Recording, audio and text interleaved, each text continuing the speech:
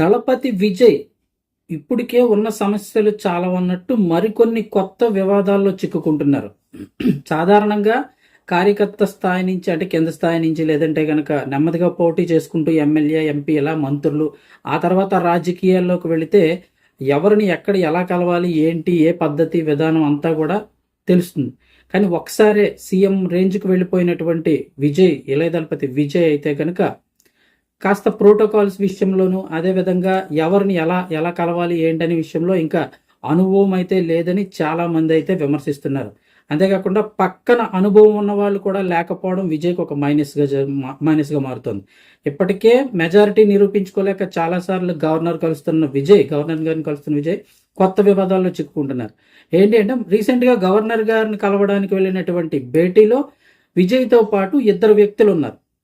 ఎవరు అంటే గనక జననాయకన్, విజయ్తో సినిమా తీసిన జననాయకన్ నిర్మాత ఒకరైతే కనుక ఏపీకి చెందిన మరొక ఆయన కూడా ఈ గవర్నర్ భేటీలో అయితే ఉన్నారు.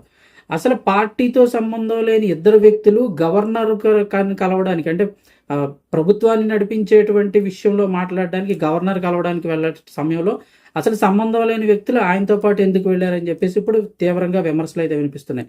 అసలు ఏం జరిగింది చూస్తే వీడియో ఒక లైక్ చేయండి. అసలు ఏం జరిగింది చూస్తే విజయ్ నేతృత్వంలోని తమిళగ కజగం ప్రభుత్వ ఏర్పాటు దిశగా అడుగులు వేస్తున్న తరుణంలో ఆసక్తికర విషయం చోటు చేసుకుంది. విజయ్ గవర్నర్ను కలిసిన తీరు ఇప్పుడు పెను రాజకీయ దుమారానికి తెరతీసింది. లోక్భవన్లో గవర్నర్ గారితో జరిగినటువంటి కీలక భేటీలో విజయ్ వెంట ఇద్దరు వ్యక్తులు కనిపించడం ఇప్పుడు సోషల్ మీడియాలో వైరల్ అవుతోంది.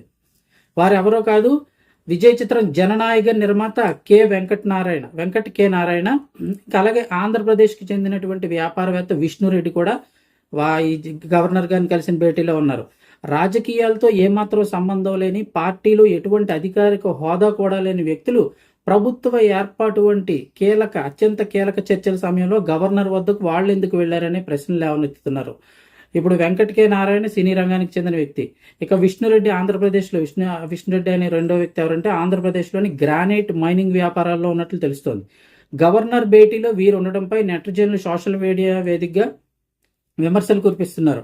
ఏంటంటే తమిళనాడు భవిష్యత్తు నిర్ణయించే చర్చల్లో కర్ణాటకకి చెందిన సినీ నిర్మాత, ఆంధ్రప్రదేశ్కి చెందినటువంటి గ్రానైట్ వ్యాపారికి ఏం పని అని ఒకతను ప్రశ్నించగా వీరు బయట వ్యక్తులు, తమిళనాడు రాజకీయాల్లో వీరి పాత్ర ఏంటి, రేపు వీరే ప్రభుత్వాన్ని నడుపుతారా అంటూ మరికొందరు మండిపడుతున్నారు.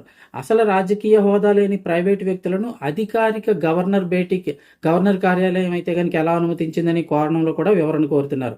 ప్రస్తుతానికి వీరికైతే పార్టీలో ఎటువంటి పదవులు లేవు, కేవలం విజయ్తో ఉన్నటువంటి వ్యక్తిగత సాన్నిహిత్యం వల్లే వెళ్లారని గురించి కొంతమంది రాజకీయ విశ్లేషకులు అయితే చెప్తూ ఉన్నారు. తమిళనాడు ప్రభుత్వ ఏర్పాటుపై ఇంకా సందిగ్ధత అయితే కొనసాగుతూనే ఉంది. అసలే ఉన్న వివాదాలు చాలా ఉన్నట్టు చిన్న మళ్ళీ కొత్త వివాదాల్లో విజయ్ అయితే చిక్కుకుంటూ ఉన్నారు. ఇది పరిస్థితి.